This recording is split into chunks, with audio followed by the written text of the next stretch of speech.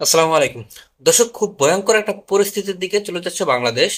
আপনারা ইতিপূর্বে জানেন যে বাংলাদেশের এই মুহূর্তে সরকার এবং সেনাবাহিনীর বিরুদ্ধে বেশ বাক বিরোধিতা চলতেছে।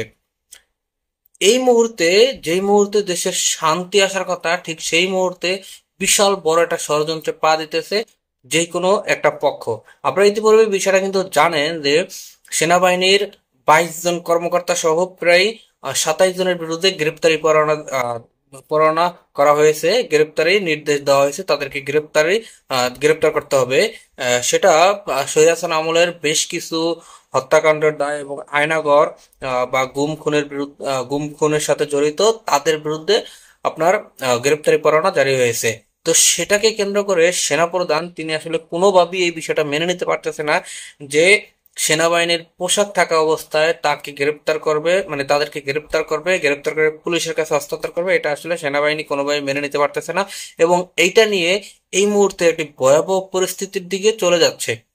তো আহ, বর্তমানে যাদের বিরুদ্ধে এই গ্রেপ্তারি পরোয়ানাটা জারি করা হয়েছে, তাদেরকে যদি গ্রেপ্তার করা হয় বা তাদেরকে যদি শাস্তির আওতায় শাস্তির মুখোমুখি করা হয়, তাহলে সেই ক্ষেত্রে ওয়াকারুজ্জামান, আমাদের বাংলাদেশের সেনাপ্রধান, তিনি কিন্তু চুপ করে বসে থাকবে না। তিনি বিশাল বড় ষড়যন্ত্র ছক আঁকতে থাকবে। কারণ যদি এই সেনা কর্মকর্তারা তারা যদি ফেঁসে যায়, তাহলে আলটিমেটলি বর্তমান সেনাপ্রধান ওয়াকারুজ্জামান তিনিও কিন্তু ফেঁসে যাবে। কারণ এই ওয়াকারুজ্জামান তিনিও কিন্তু হাসিনার স্বৈরাচারের একটা দোসর ছিল। আমরা হয়তোবা তাকে দুধের দোয়ার তুলসী পাতা মনে করতে পারি, কারণ তিনি 5ই আগস্টের সময় বা জুলাই আন্দোলনের সময় তিনি ছাত্রদের পক্ষ নিছে।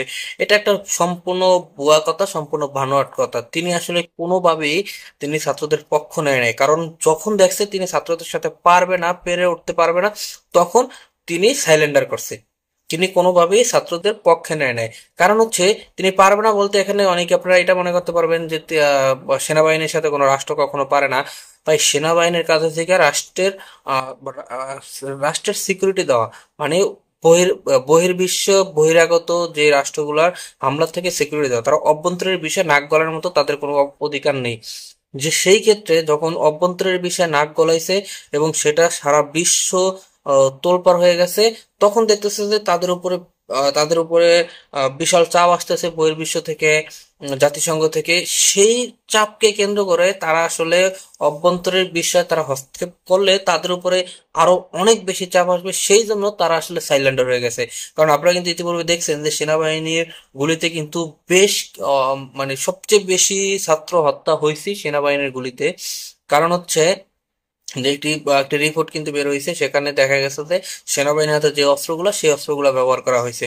তো এখন এই যে 22 জন সেনা কর্মকর্তার বিরুদ্ধে যে গ্রেপ্তারি পরোয়ানা জারি হয়েছে, সেই সেনা কর্মকর্তা যদি ফেঁসে যায় বা তাদেরকে যদি গ্রেপ্তার হয়, তাহলে পর্যায়ক্রমে একদম লতার শিকড় পর্যন্ত চলে যাবে, মানে সেনাপ্রধান পর্যন্ত চলে যাবে। তো যার কারণে সেনাপ্রধান কিন্তু এই বিষয়টা কেন্দ্র করে ব্যাপক ষড়যন্ত্র করতে থাকবে।